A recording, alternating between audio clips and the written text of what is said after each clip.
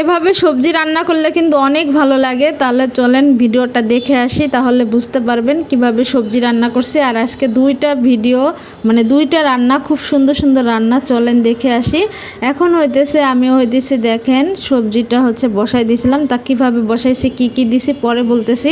আমি দেখেন এখানে এখন পেঁয়াজ দিয়ে দিলাম। তেলটা আমি আগে থেকে গরম করে রাখছি। আসলে আমার সব সময় কাজ তাড়াহুড়া, মানে তাড়াহুড়া বলতে একটু তাড়াতাড়ি করতে পছন্দ করি। এই জন্য আর একটা চুলায় যে কড়াই বসাই দিয়ে তেলটা গরম করে পেঁয়াজ কাটে দিছি, পেঁয়াজ কুচি করে দিলাম। আর দিয়ে দিলাম চিংড়ি মাছ, এটাকে সুন্দর করে ভাইজে নিতে হবে।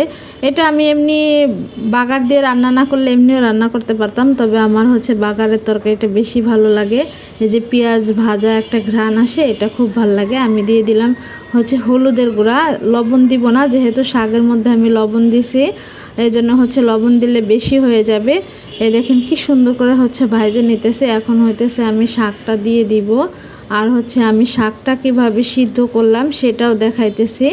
এটা দেখেন কি সুন্দর করে এখন অনেকক্ষণ পর্যন্ত জাল করে নিতে হবে। এই দেখেন আমি যে আগে থেকে শাকটা বসাই দিয়েছিলাম, শাকটা কিভাবে সিদ্ধ করলাম এটাই দেখাইতেছি। শাকটা যে লবণ হলুদের গুঁড়া অল্প, মানে এটা তো শাক এই জন্য হলুদের গুঁড়া একটু কম দিলেই ভালো। তারপর দিয়ে দিছি কাঁচামরিচ, আর যে অল্প একটু পেঁয়াজ বাটা দিছিলাম আমি। আর দিয়ে দিছিলাম একটু রসুন বাটা, কারণ রসুন বাটার ঘ্রাণটা এই তরকারিটাই ভাল লাগবে বেশি। এটা দিয়ে দিছিলাম অফ ক্যামেরায়। এরপরে দেখেন আমি এইভাবে এই সবজিটা রান্না করে নিলাম। আর ছোট মাছ, চিংড়ি ছোট মাছ থাকলে কিন্তু ফ্রিজে অনেক সুবিধা। এই যে ঠিক এইভাবেই কিন্তু সবজি রান্না করা যায়। আর এই সবজিগুলো খাইতে কিন্তু অনেক ভালো, আর শরীরের জন্যও কিন্তু এরকম সবজি একটু ঝোল ঝোল করে রান্না করলে ভালো লাগে।